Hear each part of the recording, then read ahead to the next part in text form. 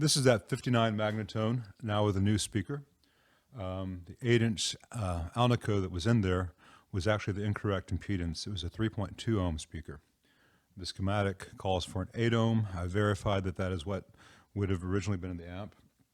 And it has a WGS Warehouse Guitar Speakers G8C, which is a very nice sounding 8-inch ceramic speaker, correctly at 8 ohms. And while that's crucial in this amp, is twofold. Number one, it's a single-ended amp with 6v6s. And so you definitely want to have the right load on that tube. You want to have the correct secondary impedance so you have the correct primary impedance.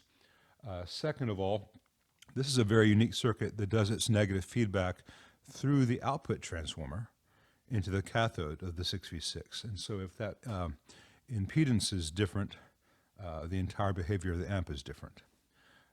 Now I've changed this out, and here's a photo of the new wires before being soldered. You see a nice crimp.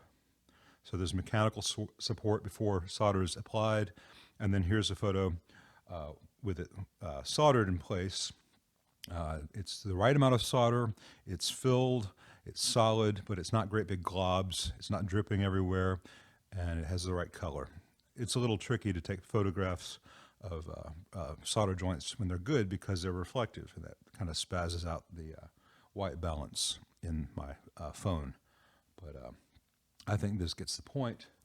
And then here's the photo of the new speaker inside the amp. You can see there's just clearance between the new custom filter cap and the speaker, but any clearance is good clearance. So the whole thing fits together. I'm going to let you hear it through the new 8-inch speaker and also through my 2x12, which is also 8 ohms, because even a good 8-inch speaker, like this one, is lacking in low end. So there's what the amp is putting out, and there's what the speaker is capable of reproducing.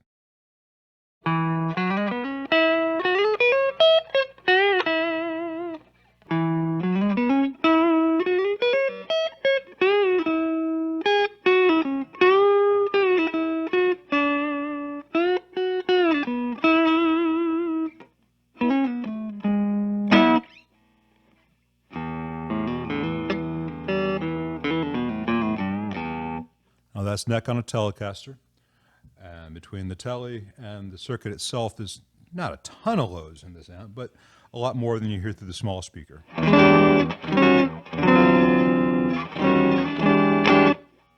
Which is one of the reasons I added the external speaker jack instead of hardwiring it, so the owner can also plug this into other cabs as long as they're 8 ohms.